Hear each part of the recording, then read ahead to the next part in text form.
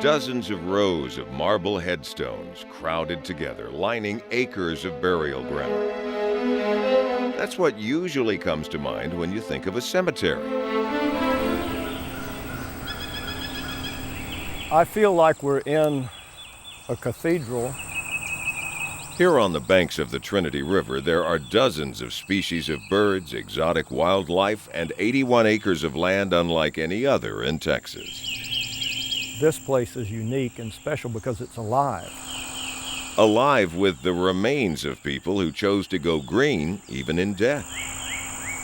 Green burial is a form of eternal life because we humans are nothing more than recycled material. George Russell founded the state's first green cemetery. It's an eco-friendly final resting place where you're buried without embalming fluid and without a coffin. Once you are placed in the ground, you become fertilizer. You become food for the living.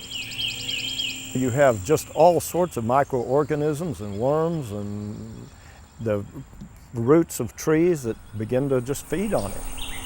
The graves are dug by hand, no backhoes, just shovels, and families are encouraged to dig them themselves. It makes it such an intimate experience for the family.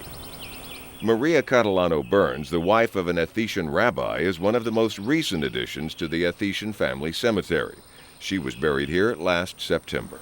The family brought her up in the back of their station wagon. To me, it's a much more intimate experience when the family takes the body of their loved one and gently wraps it in a blanket or a cloth. A cross and the Star of David adorn her final resting place. Burns is buried in accordance with Texas law. 2.5 feet below the ground is the minimum, not 6 feet under as many people think.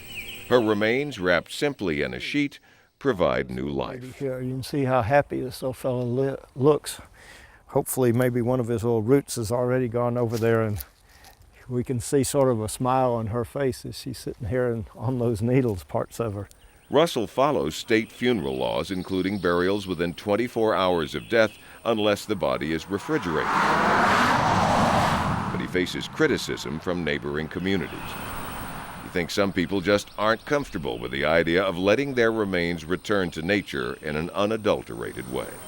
To me, the perhaps coldness of the modern funeral industry is less a goodbye to one's loved one. Russell's mother died last year after 72 years of marriage. She's now one of 5 people buried here.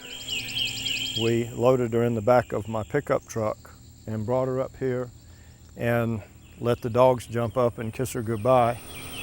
Russell's father will eventually be buried alongside her.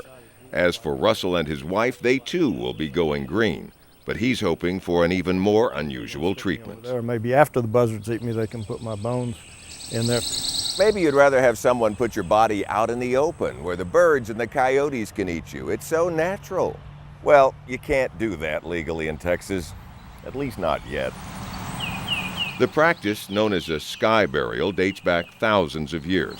When you're ripe enough to eat, then they will consume you, and you recycle through the intestines of the vulture, and then the vulture goes out and fertilizes the wildflowers with what had been you. Russell encourages it for pets. Sky burials are no longer considered acceptable for humans, but it's something Russell would like to see changed. As our dollars become more and more worthless and the price of, say, bronze for big bronze caskets goes up, there are going to be fewer and fewer people who are going to want to spend $10,000 to put Grandpa in the ground.